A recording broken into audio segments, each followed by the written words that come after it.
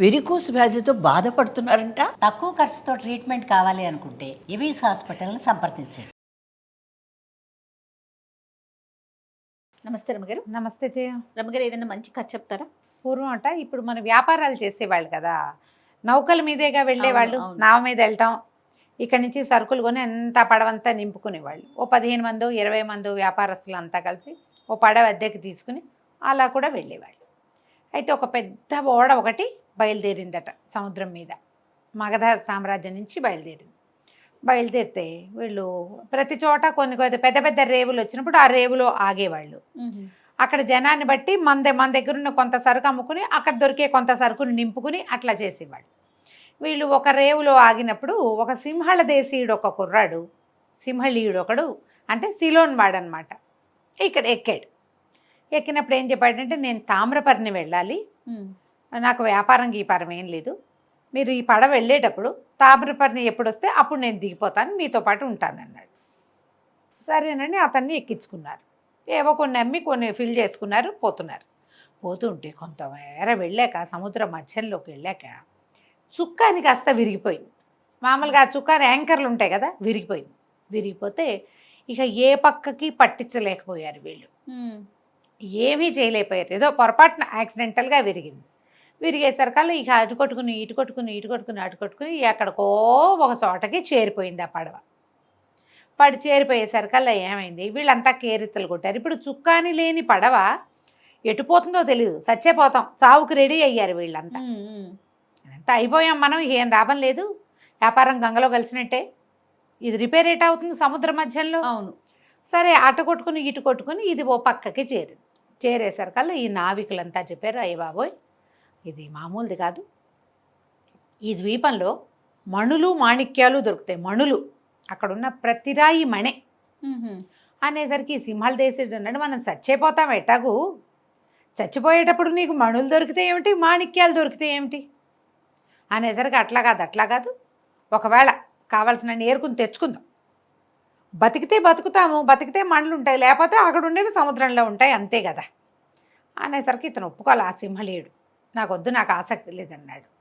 అటు తిరిగి ఇటు తిరిగి అదేం చేసింది, ఆ ద్వీపానికి ఆనుకుని ఒక రేవు ఉంది అక్కడ, చిన్న రేవు, దాని దగ్గరికి వెళ్ళేసరికి వీళ్ళంతా అనుకున్నారు దిగిపోదాం, రిపేర్ చేయగలమో లేదో మనకు తెలీదు, కనీసం ఎక్కడికి వెళ్ళినా ఒక వస్తువు గ్రాప్ చేయటం అనేది ఒక అలవాటుగా ఉంది, మణులు ఏరుకుని తెచ్చుకుందాం అనుకున్నారు.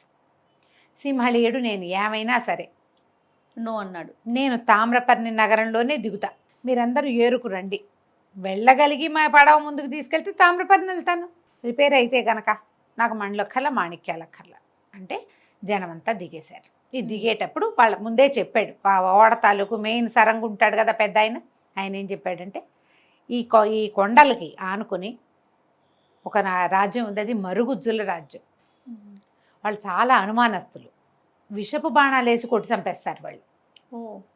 వాళ్ళతోటి గొడవ పెట్టుకోకూడదు, మనం ఈ దారి ఇప్పుడు కనపడుతుంటే దీనికి ఒక రాజ్యం దాటి వెళ్ళాలి ఆ మణులు ఏరుకోవటానికి. మనం ఈ కొండేమో ఇట్లా నిటాగ్గా ఉంది, దాని మీదకి ఎక్కలేం, ఈ దీని మీద నుంచి అటు అవతల వైపు కొండలకి మెట్లున్నాయి, ఆ మెట్ల దారికి మరుగుజ్జులు కాపలాగా ఉంటారు, అక్కడ నిశ్శబ్దంగా ఉండాలి, ఆజ్ఞలు ఫాలో అవ్వండి, అంతా మరుగుజ్జులే ఇక్కడ ఉన్న వాళ్ళంతా.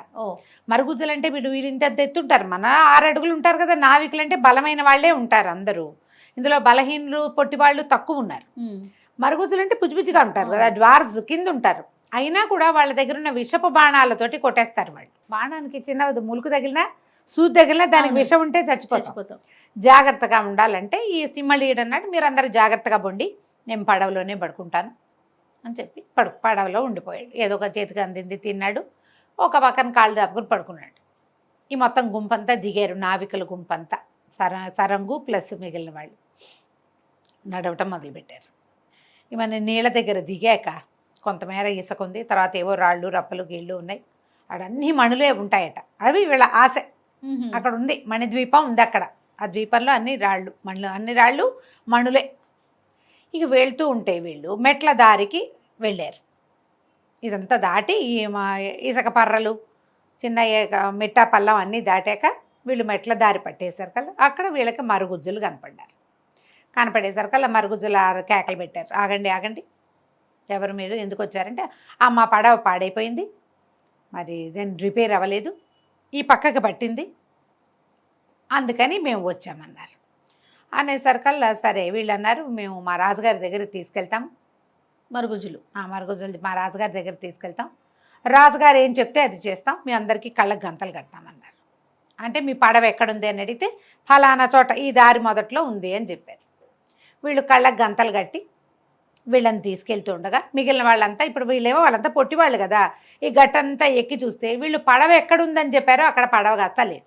ఓ వీళ్ళు పడవ అక్కడే పెట్టొచ్చారు, దానికి చుక్కాని లేదు, నేలకేసి యాంకర్ గుచ్చి ఆపడానికి. అది వెళ్ళిపోయింది. అది అక్కడ పెడితే అది ఏమైంది, ఈ ద్వీపానికి చుట్టుగా, ఈ మణి ద్వీపానికి చుట్టూతా ప్రవాహం ఉంది. అది అలాగా గాలికే ప్రవాహంలో పడి, ఇప్పుడు నీరు కదులు, ప్రవాహం అంటే వెళ్తోంది, నీరు వెళ్తుంటే పడవ ఏమవుతుంది, చల్లగా తిరిగి వెళ్ళిపోతుంది.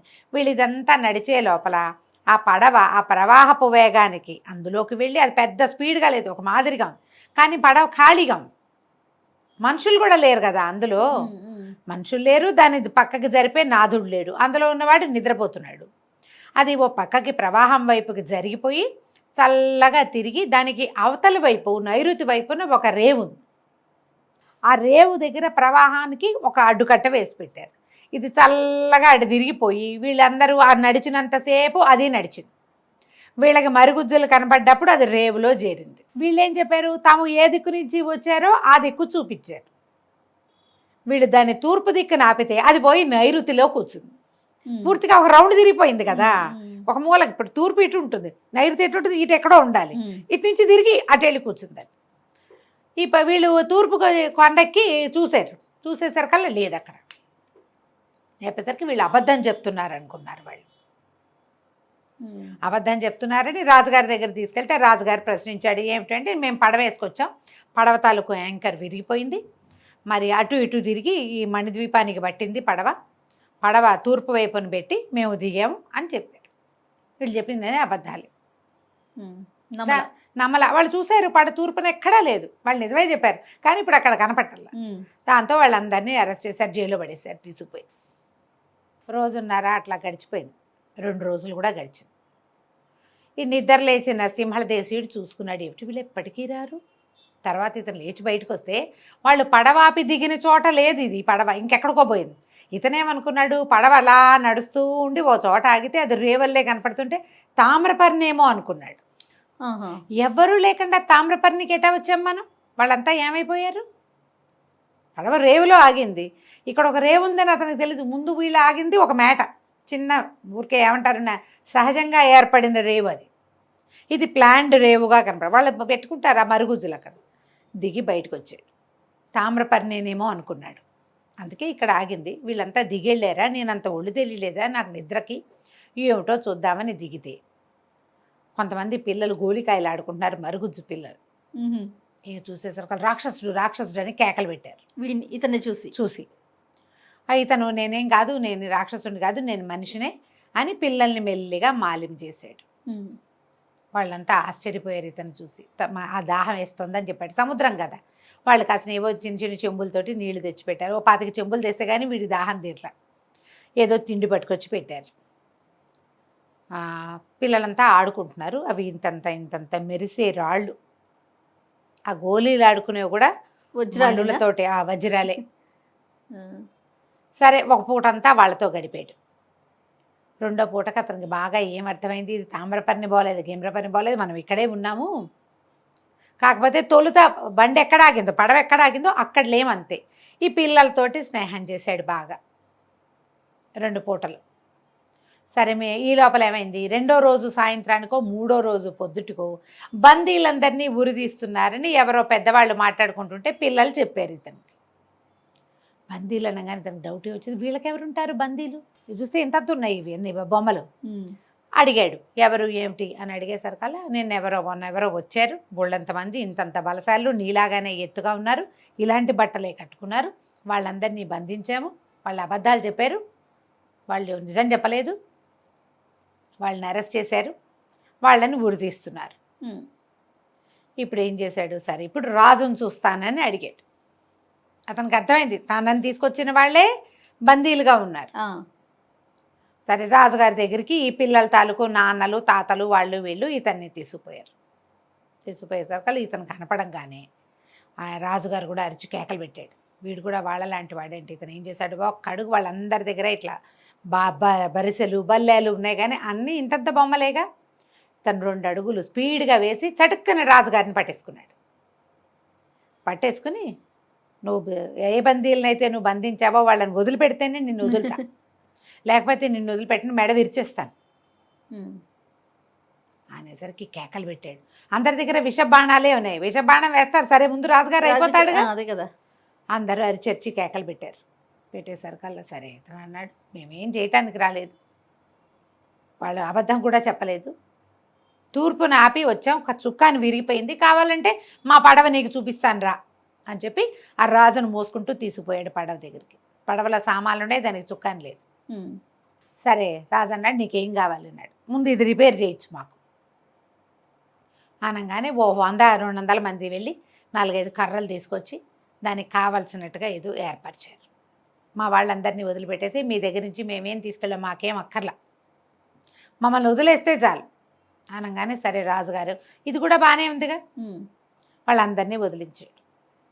వదిలించాక జనాలు చెప్పారు వాళ్ళు ఇతనితోటి, వాళ్ళందరూ వీళ్ళు గట్టిగా మాట్లాడుకుంటారు మనలాగా హై రైజ్ వాయిస్లతోటి. ఆ మరుగుజులది కిచకిచ భాష, చిన్న మనలాగానే మాట్లాడినా చిన్న భాష. ఏమైనా మీరు సంపాదించారంటే ఏం సంపాదిస్తాం, మెట్ల దారి పట్టంగానే వీళ్ళు పట్టుకున్నారు,